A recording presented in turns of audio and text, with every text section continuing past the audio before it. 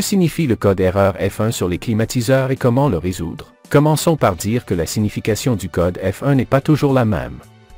Elle varie selon les fabricants et même entre différents modèles d'une même marque. Cependant, nous allons regrouper ces significations possibles en fonction de plusieurs marques ou la majorité des modèles coïncidents.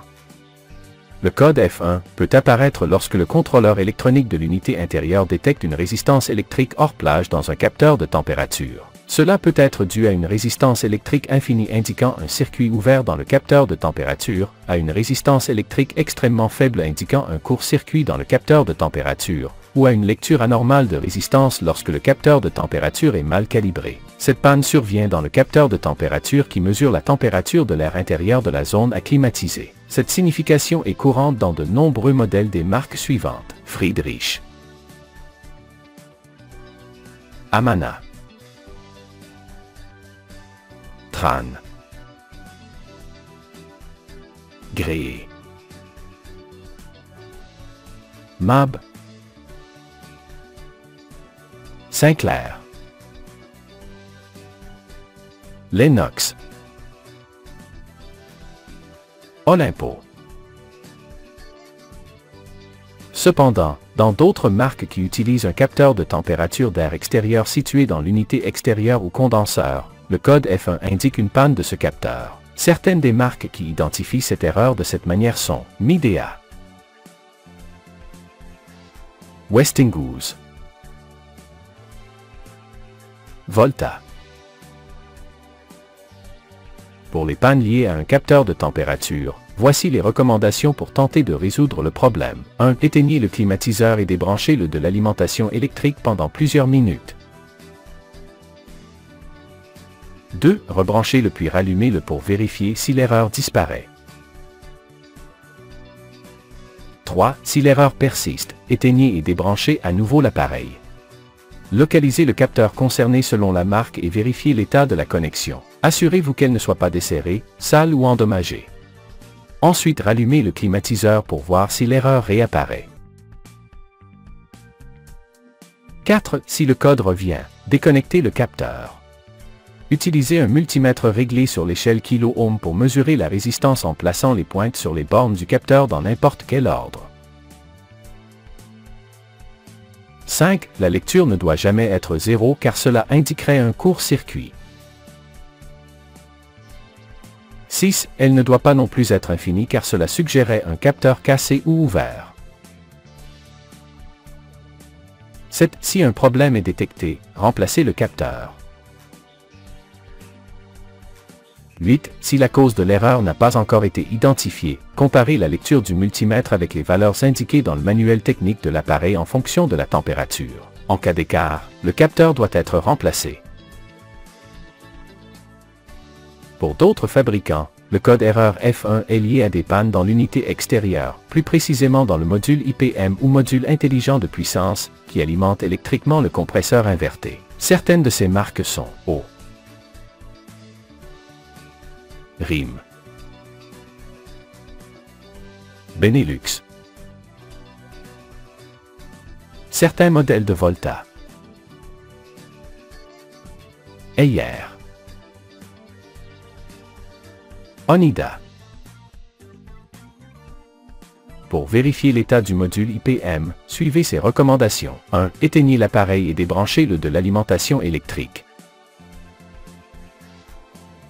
2. Rebranchez-le et rallumez-le. Vérifiez si l'erreur réapparaît. Si c'est le cas, contrôlez avec un multimètre la tension du réseau électrique.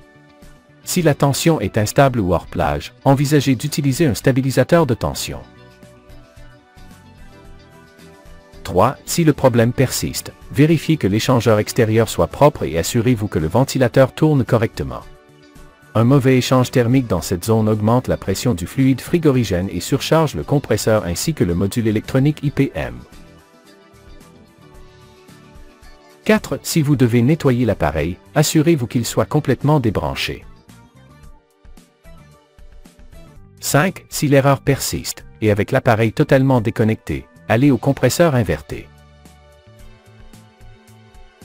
6. Débranchez son câble d'alimentation. Avec le multimètre en position ohm, mesurez la résistance entre les bornes du compresseur. Les valeurs doivent être pratiquement égales entre chaque paire de bornes et jamais 0 ni infini. 7. Si des valeurs anormales apparaissent, il est probable que le compresseur soit défectueux et qu'il surcharge le module électronique IPM. 8. Si tout semble normal et que le problème n'est toujours pas identifié, inspectez directement le module électronique IPM situé sur la carte extérieure. 9. Nous allons maintenant identifier comment le module électronique IPM alimente le compresseur. Suivez ces étapes pour identifier correctement ces bornes. A. Assurez-vous que la carte électronique soit totalement débranchée pendant plusieurs minutes. B. Identifiez les pôles positifs et négatifs des condensateurs électrolytiques.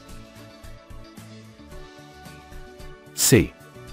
Avec le multimètre en mode continuité, touchez une borne du condensateur et avec l'autre pointe trouvez quelle borne du module électronique IPM a continuité. La borne ayant continuité avec le pôle positif du condensateur sera l'alimentation positive du module électronique IP.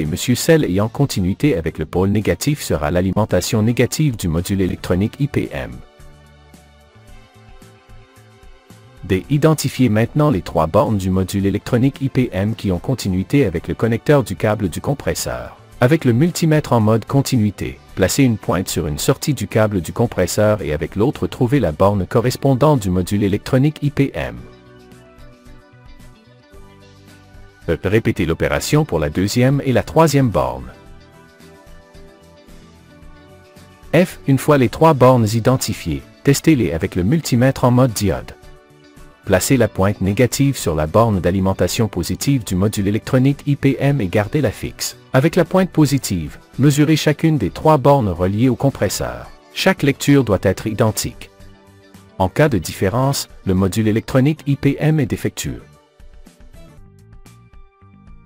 J'ai recommencé le test en inversant les pointes du multimètre. Placez la pointe positive sur la borne d'alimentation négative du module électronique IPM et la pointe négative sur chaque borne du compresseur. Encore une fois, les lectures doivent être identiques. Toute variation indique que le module électronique IPM est défectueux.